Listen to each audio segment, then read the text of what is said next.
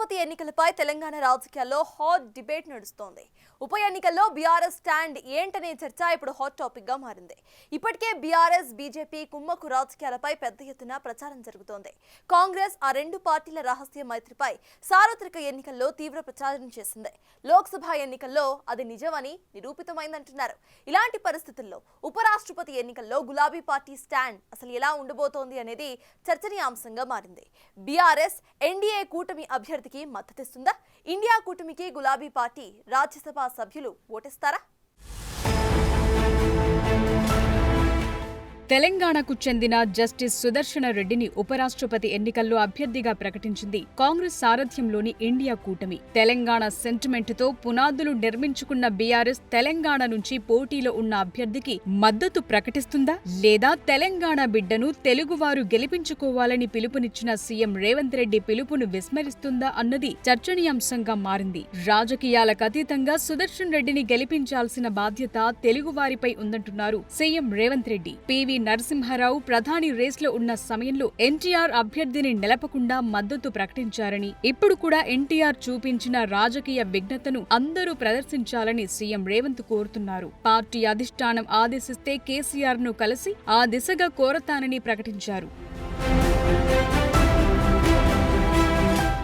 India కూటమి అభ్యర్థికి మద్దతు ప్రకటించాలని సీఎం కోరిన 24 గంటల్లోనే బీఆర్ఎస్ నుంచి వ్యతిరేక రియాక్షన్ వచ్చింది. సీఎం రేవంత్ రెడ్డి ప్రతిపాదించిన అభ్యర్థికి మద్దతు ఇవ్వబోమని బీఆర్ఎస్ వర్కింగ్ ప్రెసిడెంట్ కేటీఆర్ స్పష్టం చేశారు. దాంతో కేటీఆర్ వ్యాఖ్యల ఆంతర్యం ఏంటనే చర్చ హాట్ టాపిక్ గా మారింది. కాంగ్రెస్ సారథ్యంలోని ఇండియా కూటమి ఏకగ్రీవంగా ప్రకటించిన అభ్యర్థి సుదర్శన్ రెడ్డికి మద్దతు ఇవ్వబోమని కేటీఆర్ ప్రకటించడంతో బీఆర్ఎస్ మద్దతు ఎవరికి ఉండబోతోందనేది చర్చనీయాంశంగా మారింది.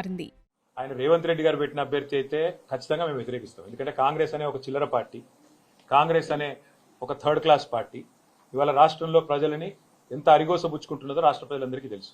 మరి అట్లాంటి థర్డ్ క్లాస్ ముఖ్యమంత్రి, థర్డ్ క్లాస్ పార్టీ పెట్టిన అభ్యర్థిని మేము సమర్థిస్తారని మీరు ఎట్లా అనుకుంటారు? నాకు అర్థం కాదు.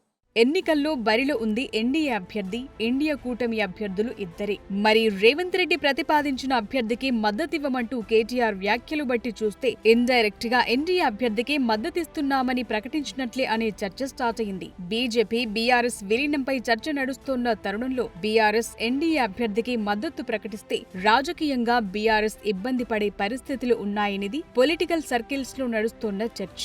ఎన్నికల్లో ఓటమి తరువాత బీఆర్ఎస్ బీజేపీలో విలీనం చేయబోతున్నారనేది తెలంగాణ రాజకీయాల్లో జోరుగా ప్రచారం జరుగుతోంది. బీఆర్ఎస్ బీజేపీ పొత్తు ఉంటుందని, బీజేపీలో బీఆర్ఎస్ విలీనమవుతుందనే ప్రచారం తెగ నడుస్తోంది. కవిత కూడా కేసీఆర్ కు రాసిన లేఖలో ఇదే అంశాన్ని ప్రస్తావించారు. దీంతో రాజకీయంగా బీఆర్ఎస్ ఇరుకున పడుతోన్న పరిస్థితి.